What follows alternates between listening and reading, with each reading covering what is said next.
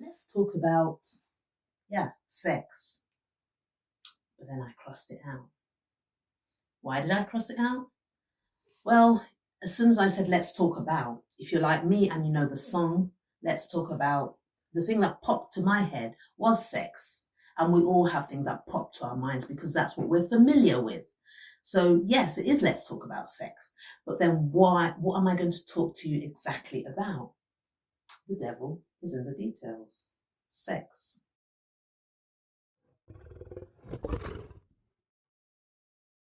Hi, I'm Toyin Okanuga. I am the author of Hush to Raw. I am your mindset expert in adverse childhood experiences. Yes, I am your girl, and I'm here today to talk to you about that. Let's talk about sex, but then intrusive thoughts that come in that relate to that word that people might think is so, oh my gosh, up there, don't talk about it. Yet the actions that are around that are flooding us in this society today, and people are going to prison. People who hold high positions are being called, are being told to face different consequences because of their acts, because they did not take those thoughts and let that thought just fly away. They took that thought in that we all think about, and they have acted upon it, and now they are serving sort of some of them prison sentences because of that. Now, my story, it's so much bigger than me. This topic of sexual abuse, it is so much bigger than me. Why? Well, in my book, Hush to Roar, you'll see why I'm so passionate about this. I'm passionate about just childhood experiences, full stop. So my mission in life is to ensure that the society make children their utmost priority, and to make sure that they are safe first in their own homes. And that is my mission. And my vision is to see that one day childhood sexual abuse will be something of the very distant past. And that is because of my own story. So I'll just say, when I wear my outfit, which is Hush to Roar brand, it's when I really want to say things that are uncomfortable. It's because this is why I am here. So I went through a lot of childhood experiences that were adverse, just like you would have done. And of course, but they have made me who I am today. So I don't even take any of them back, but I now don't want anyone to go through them. They're all my experiences were devastating, that were adverse. So from being taken away from my foster parents, and then loving my dad, loving my dad that I thought was my dad so much, and then being swamped away from him again to say, no, that's not your dad. This is your dad. And then trying again to learn to love him. And sadly, he sexually abused me, my real father, from the age of 12 till I turned 15. So that's where I'm going with, say, let's talk about sex, but not in the way that you think. So if you're tuning in, please stay, because this involves all of us. We all have to have that conversation. Why? Because it's about our thoughts. It all starts with the mind.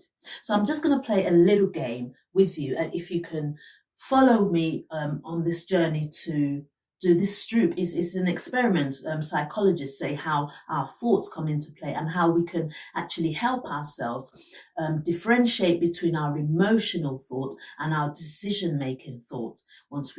It's like thinking fast, slowly. So there's a book out there by Dan. I think Dan. I can't remember his surname right now, but yeah, think fast, slowly.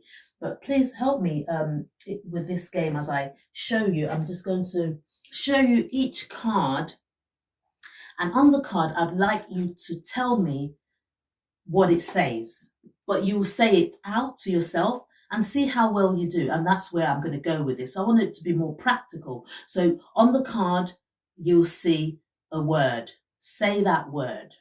Say the word on the card. And a lot of you would know this, but yeah, let's just test this out. So the first one, what is that word?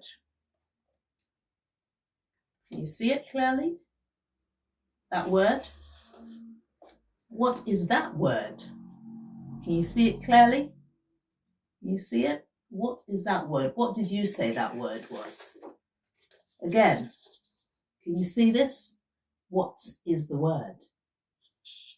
Do I have another one? Again, what is the word? What is this on this card? Right. So many of you, if you've done this umpteen times, you might have got it to say, yes, it was that, it was this. But our psychologists say that because we have a way of processing things, we would have said that purple, we would have said green, because our mind processes things in a very quick way by differentiating either the color and the word. They are separate. So where am I going with this? So it's about thoughts. So when we see something, when something comes to our mind and it's of a sexual intent towards a child or towards even an adult, what it is that you have to stop. So when you saw that word and you might have said green instead of purple, it wasn't instant, but the instant thing that came to your head would have been green. What do you do at that stage? You stop.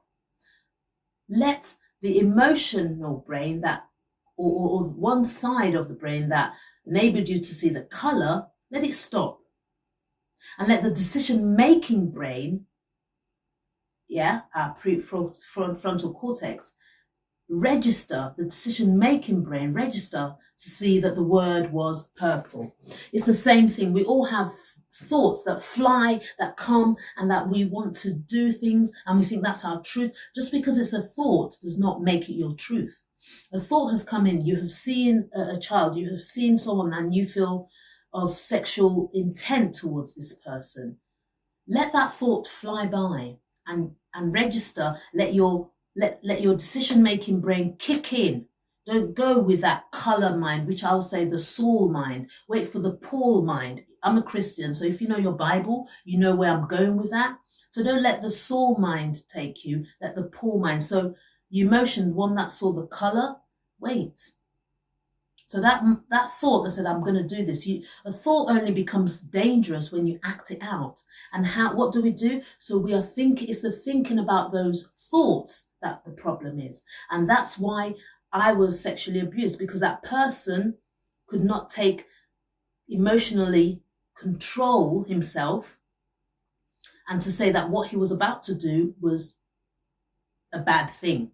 And it's everywhere today. And that's why this was a very uncomfortable topic for me. But I said, I have to do it because we are in this world, and children are suffering, especially during the times of pandemic where people have lost their jobs. We are frustrated. We're locked in with each other. There's divorce. Their children are going different ways. And sometimes it's the sexual drive that first comes, and then you act it out thinking that you'll feel better. No, you won't.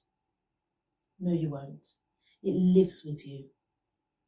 You're not only destroying the life of someone that you have inflicted the pain on, but you're also imprisoning your own mind, and you will never have the peace of God that surpasses understanding. You will never. You will never. So please stop. Stop. Please stop. Think. Let your emotional brain stop and let your decision-making brain kick in. If you have friends out there, if you have neighbors, if you know anyone, a child who you believe is being abused right now, I implore you. It's devastating. It devastates our lives. This is 2022 and I'm going to be 50 this year. It's taken me so long to get a hold of myself and get my life back on track due to other people's thoughts that they acted out. So I'll be talking about this a lot more because we live in a world where we see high profile people going on trials for sexual abuse, people that we do not even imagine or think can do these. But also it's a topic that when you say, you can't even say sex because it's the forbidden word, but it's happening. We must tackle it. That's my mission. It's my vision. And I will go all the way with this. And all the people that we admire are those who have even stood alone. Martin Luther King, he said he had a dream. Yes, he had a dream. He had a dream, he had a vision. So the sight, what we see when our eyes are closed. That's the dream he had. I have a vision, and the vision is when my eyes are closed, sexual abuse will be something of a very distant past. Let's remember those cards that we played. Yeah, we have time. Let's think fast, slow. Don't act it out. And yes, I have links below. If you are struggling with your thoughts, that means you need help. If you're ruminating on your thoughts over and over again, it's either one, you need to deal with it in terms of maybe if it's a friend you've not spoken to, or a family member. Yeah, deal with it. But if it's a very negative thought that keeps coming each time you see a child, you feel you have those urges, seek help. CBT, cognitive behavioural therapy. I've got links below. Seek help. There's no shame in it. I have no shame in saying that I was sexually abused, because that's not who I am. I am now on a mission. I've got a vision. So guys, that's me today, my mission, my vision, so that we all think in a way that is of God, that is of pure things, the way Paul told us, the way Paul told the Philippians, that thoughts that are good, that are holy, that are pure, so that God will give us the peace that surpasses all understanding. So you have peace of mind. Start with the end in mind and say, stop, that thought's coming, that child, oh, I will not take that child's life away, neither will I take mine, because that's what will happen if you start with the end in mind. What will happen if I abuse that child? I won't go into the relationship I have with my father, but I've forgiven him, but I'm sure he has not forgiven himself. Please start with the end in mind. Your thoughts, you're in control. If you're struggling, CBT, cognitive behavioural therapy, I've got the links below and all other links that you can share. We can do this together. I'm not here to vilify anyone. I just want us all to heal as a nation. I love you guys.